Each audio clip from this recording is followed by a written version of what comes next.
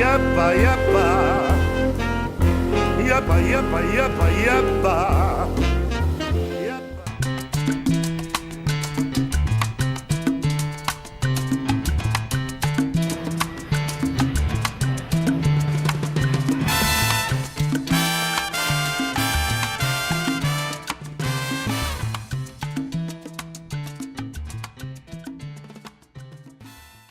Esta noche continuamos con la serie sobre empresarios exiliados en Estados Unidos, en Miami en particular. Empresarios que han tenido que salir de su país por razones políticas, de seguridad o por simples situaciones económicas que se convierten en procesos judiciales. El caso de Ecuador es muy interesante. Allá, las cortes son utilizadas en muchos casos para tomar represalias políticas o para vengarse de empresarios que por una u otra razón han caído en desgracia política con los gobernantes de turno. La Corte Suprema en Ecuador es escogida por el Congreso y obedece a la representación política que existe en ese organismo. La familia Isaías, propietaria del Banco Filambanco, el más grande y tradicional del Ecuador hasta 1998, es el caso que vamos a desarrollar. El director del grupo, Roberto Isaías, nos concedió esta entrevista por primera vez para analizar él mismo su caso. El caso de la familia Isaías es el del Banco Filambanco, que tuvo que cerrar sus puertas 2 años después de haber sido estatizado. La familia Isaías lo entregó al Estado por la crisis económica del 98 que lo llevó a una gran iliquidez. En manos del Estado, 2 años después, cerró. La familia Isaías, en particular Roberto, fue acusado de malos manejos y tuvo que salir del país cuando le dictaron orden de captura. Este es el caso de reportajes esta noche. Bienvenidos. Situación que no la puedo aceptar, que no la voy a aceptar. La dolarización de la economía, donde por 25.000 ingresos tiene. Las carreteras fueron bloqueadas con palos y piedras por indígenas y campesinos que se unieron al paro nacional. La mayor parte del Lo que tiene el Ecuador es básicamente una debilidad institucional, pero verdaderamente importante. Yo creo que hay que juzgar. Me parece necesario juzgar. Lo que yo creo es que debe juzgarse en derecho y no deben ser unos 3 periodistas o unos 2 enemigos de los señores Isaías quienes tienen que mover la opinión pública para decir, como ellos eran los dueños de los bancos, ellos tienen que pagar la culpa. Yo espero es que salga la verdad y que los jueces no tomen decisiones políticas, sino que tomen decisiones a una base legal estrictamente, y estoy seguro que voy a salir libre.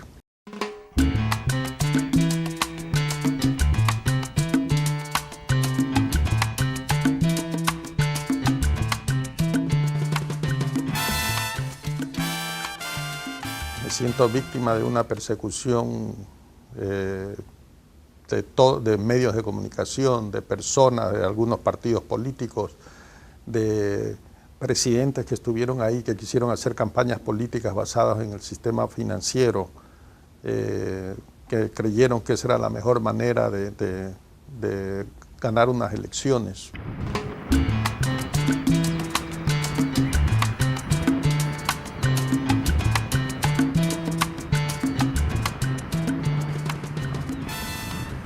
Tristeza que no puedo regresar al país, ver que uno se siente totalmente sin fuerza, o mejor dicho, no sin fuerza, sino que yo diría la palabra ofuscado, de ver que uno no puede hacer nada para que un proceso se acelere y salga la verdad.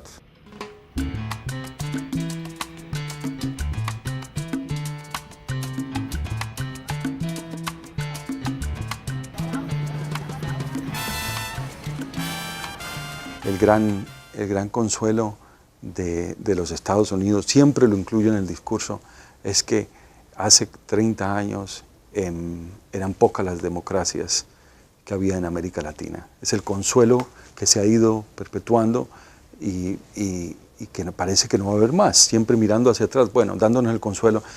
Bueno, no había democracias, había dictaduras, pero estas que hay ahora no garantizan muchas cosas.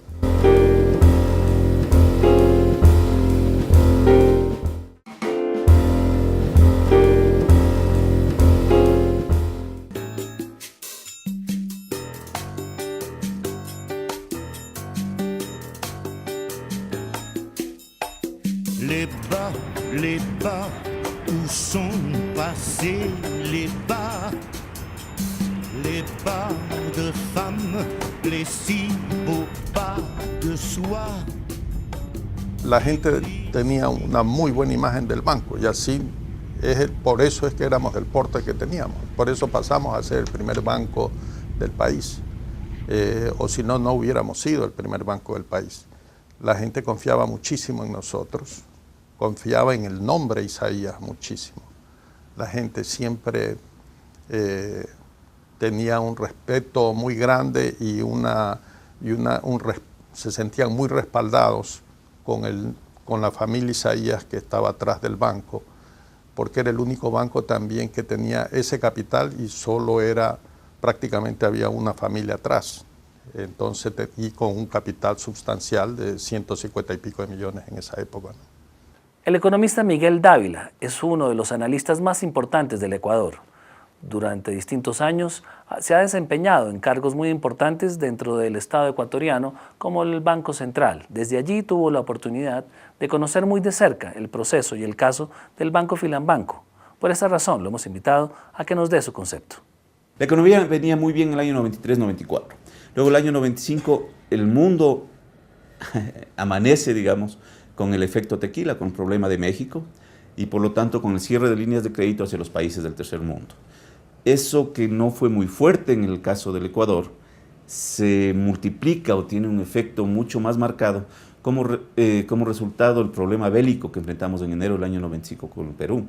Tuvimos una guerra que tuvo sus costos, además de, por supuesto, los costos humanos, que son los más importantes, tuvo un costo económico muy fuerte que no fue enfrentado por el país, por el Estado, como debió haber sido con cambio de impuestos, con una reforma impositiva, sino que simplemente el Estado se endeudó y solucionó por esa vía el problema económico que le generó la guerra con el Perú.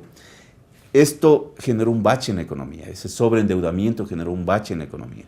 Luego, desgraciadamente, vino una crisis política y una crisis energética terrible. El Ecuador sufrió hasta cortes de electricidad de hasta 8 horas diarias, con lo cual la riqueza del país, el Producto Interno Bruto del país disminuyó notablemente. El año 96 hay una crisis política, asume el presidente Bucarán, a los pocos meses cae, y simultáneamente viene el fenómeno del Niño, que fue terrible durante los años 96, 97 e inclusive el año 98. Fíjese que el año 97 el Ecuador redacta una nueva constitución, se forma una asamblea constituyente y en esa constitución ya se menciona que existe una crisis económica, una crisis financiera en ciernes. Jueves ya habían sido decretados como feriado.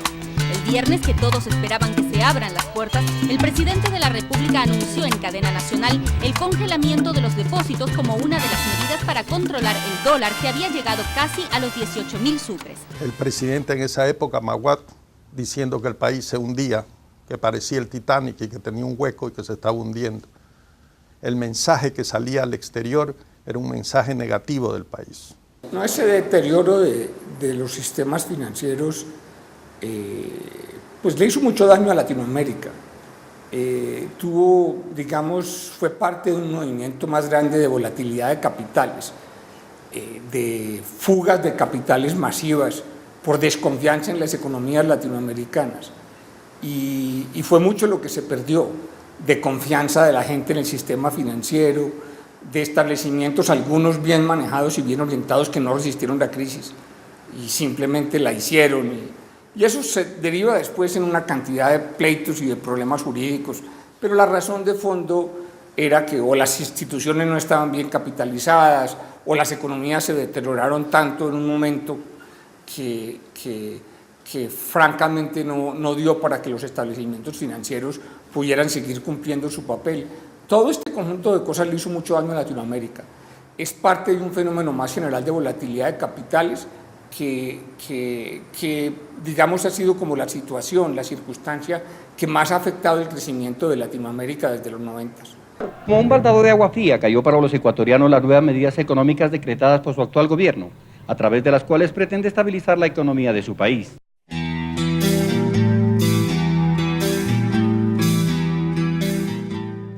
Por primera ocasión los depositantes se ven enfrentados a perder dinero en una crisis financiera. ¿Cuál es la respuesta? Sacar recursos, sacar sus depósitos de las entidades bancarias. el Estado expide una ley para controlar, para enfrentar la crisis financiera.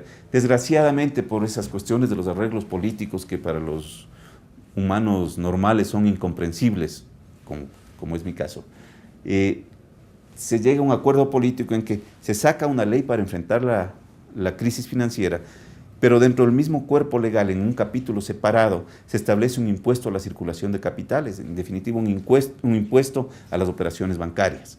Entonces los depositantes se ven enfrentados en ese momento a pagar impuestos por los recursos que tenían en la banca, en un ambiente de inseguridad de qué es lo que está pasando con la banca. ¿Cuál es la reacción lógica, natural de los depositantes? Sacar los recursos y empezar a manejar en efectivo. Así evitan el riesgo bancario y evitan los impuestos que les impuso el Congreso y el Ejecutivo en ese momento. El resultado es que se multiplica la salida de depósitos y detona la crisis financiera con las consecuencias que son vistas al momento, porque diciembre 2 del año 98 Filambanco pasa a poder del Estado. Luego vienen una serie de problemas en otros bancos medianos y pequeños, y en marzo del año 99 el Ecuador o el presidente Mahuad se ve abocado a un feriado bancario para evitar que se le caiga todo el sistema financiero. Y un feriado bancario con el consiguiente congelamiento de depósitos es un claro anuncio al público de que el país en ese momento era inviable y que todos teníamos que pagar la factura.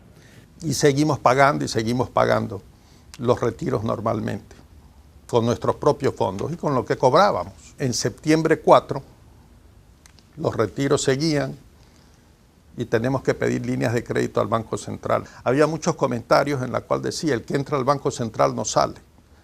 Era el comentario general del sistema financiero. Entonces muchos bancos tenían miedo de ir a pedir plata al Banco Central. Primero porque ellos mismos se encargaban de decir, me pidió plata. Entonces creaban un malestar ante la clientela y ante el resto del público, diciendo, señores, esto está con problemas. Y segundo, las tasas de interés estaban tan altas que era imposible de pagar. Entonces, con esas tasas de interés no hay manera que uno pueda sobrevivir. El total que nos podían dar era aproximadamente, equivalente en dólares, 420 millones de dólares. De septiembre 4 a diciembre 2, perdimos en total cerca de 490 millones de dólares. Nosotros pudimos cancelar con lo que cobrábamos aproximadamente 70 millones, cerca de 140 o 150 millones de dólares. Y el Banco Central nos dio 420. La diferencia de 420 a 490 es debido a que el Banco Central nos cobró cerca de 80 millones de dólares en intereses. ¿Cree usted, pueblo ecuatoriano, que la primera institución del país llamada a controlar la banca y ayudar a la banca para salir de crisis puede cobrarle estos intereses de usura, de chulco que le está cobrando el Banco Central a Filambanco? Está cumpliendo. Y ahora que le dice, señor, no quiero seguir pagando estos intereses, he pagado este año, desde el 4 de diciembre que entró al poder de la GD hasta la fecha, 423.000 millones de sucres de intereses. Y no quiero seguirlo pagando más. Aquí tengo los bonos. Le pago la deuda con los bonos. Y le dicen, no se lo quieren coger porque quieren quebrarlo. Seguramente ustedes conocen a Eduardo Gamarra, profesor de la Universidad Internacional de Florida, como uno de los analistas independientes más destacados que utilizan varias cadenas, entre ellos la CNN.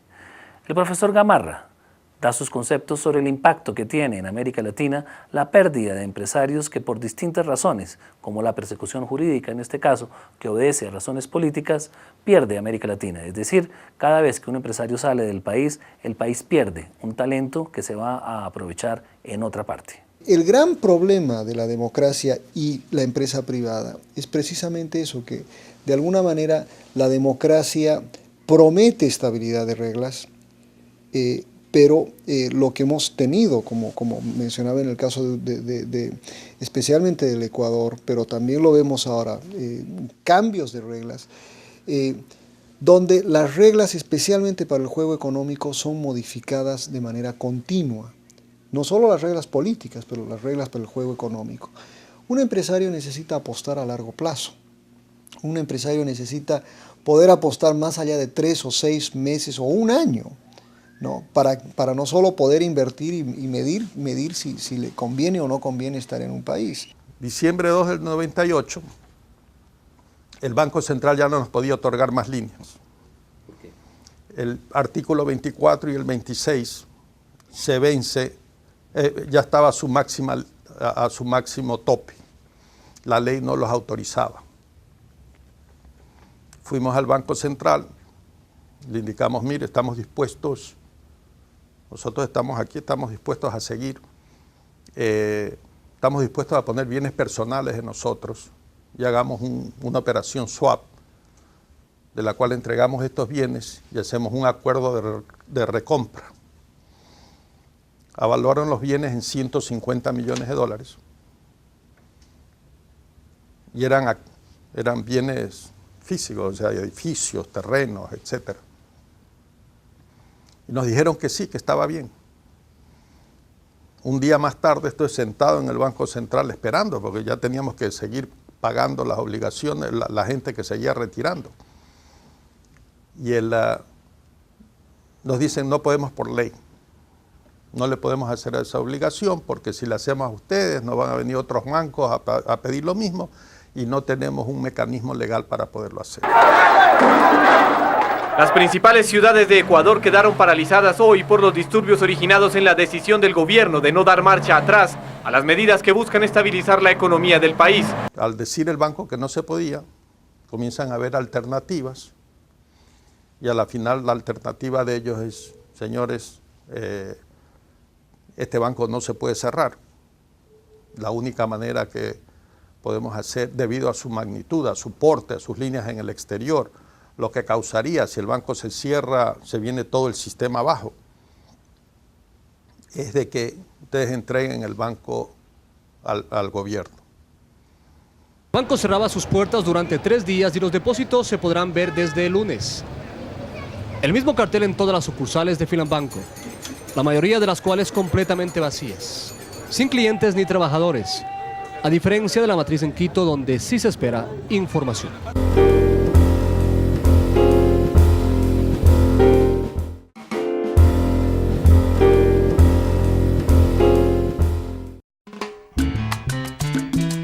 Así Filambanco pasó a manos del gobierno ecuatoriano. La entidad se salvó.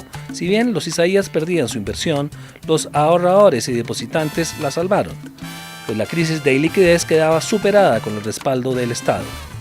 Para la familia Isaías, la entrega del banco al Estado significaba un giro muy importante en su historia empresarial. El banco, que en sus inicios se fundó por filantropía y que fue clave en el desarrollo del sector agrícola y exportador de Ecuador, ahora salía de su poder. La historia del grupo empresarial, que fue fundado por un solitario migrante del Medio Oriente que llegó a principios del siglo XX al puerto de Guayaquil con $1 en el bolsillo, cambiaba para siempre. Comienza todo en el año 12, cuando mi abuelo llega al país, a Guayaquil en ese entonces. Llega con $1 en su bolsillo, como muchos de los inmigrantes que llegaban a las diferentes partes de Sudamérica y Centroamérica. Él le tocó bajarse en el Ecuador. Al llegar con $1 no podía hacer mucho.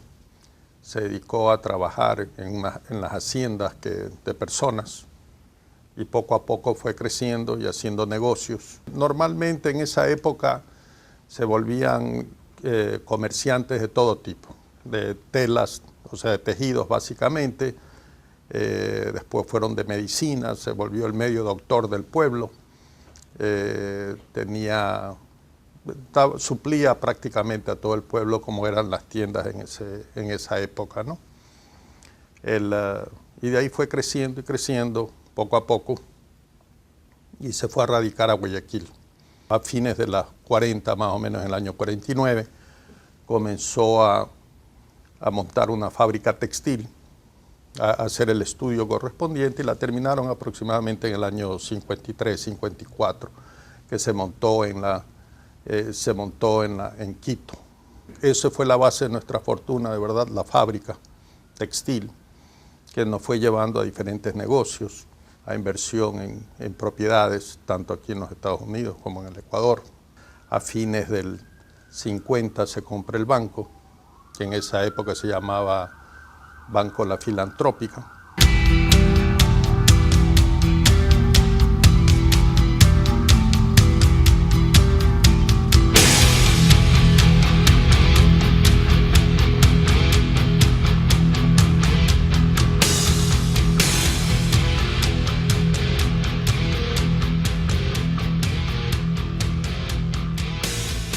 Bueno, el señor Roberto Isaías era el cabeza de familia, el cabeza económico del grupo.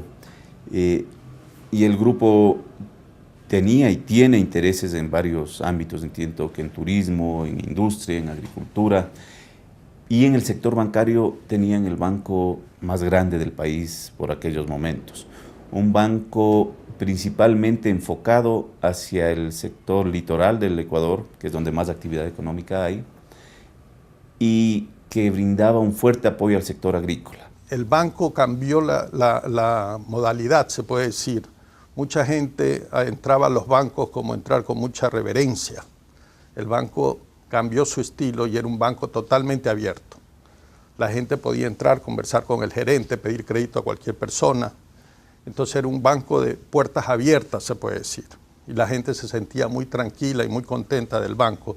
Y su clientela, la mayor parte era ahorristas pequeños y cuentas corrientes en esa época de toda clase del comercio en especial, ¿no? Dábamos facilidades, teníamos líneas del comercio exterior muy importantes, teníamos líneas de crédito muy grandes de los bancos del exterior confiaban mucho en nosotros, por consiguiente podíamos ofrecer a la clientela líneas de crédito para que puedan manejar todas sus exportaciones e importaciones. En los años 90 llegamos a tener casi el 50% del mercado, del negocio internacional en el país. Que eso era bien significativo y el banco logró tener líneas de crédito de cerca de 700 millones de dólares. La gente confiaba muchísimo en nosotros, confiaba en el nombre Isaías muchísimo. La gente siempre tenía un respeto muy grande y se sentían muy respaldados con la familia Isaías que estaba atrás del banco, porque era el único banco también que tenía ese capital.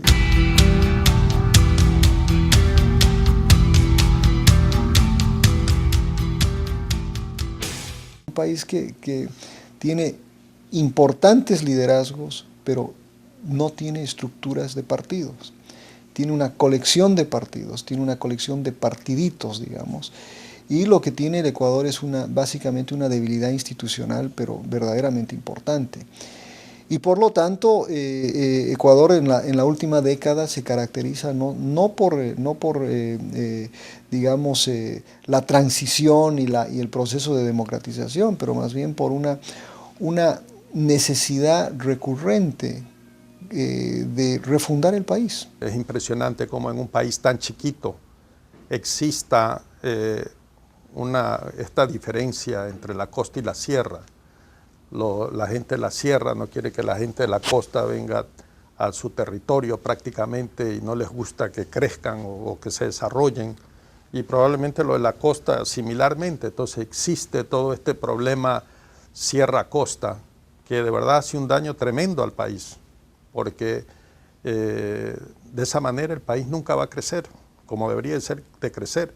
Ya tenemos suficientes problemas políticos, tenemos suficientes inestabilidades debido a la cantidad de partidos que existen, y encima de eso que entre nosotros, los empresarios, no nos odiamos, pero tampoco existe una cordialidad que debería existir, es terrible.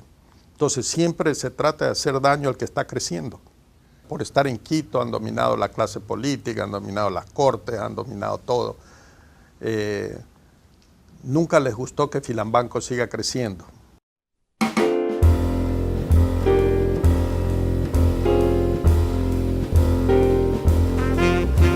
Yapa, yapa, yapa. Yapa, yapa, yapa, yapa. Yapa, yapa, yapa. Yapa, yapa, yapa, yapa. Y'a pas plus belle que cette grue Plus infidèle, y a pas non plus. Pas plus volage que cette salope. Elle déménage de l'un à l'autre. T'as beau l'aimer comme personne, sans hésiter elle t'abandonne. Plein de mérite ou bien fautif, c'est du kiff-kiff, elle te quitte.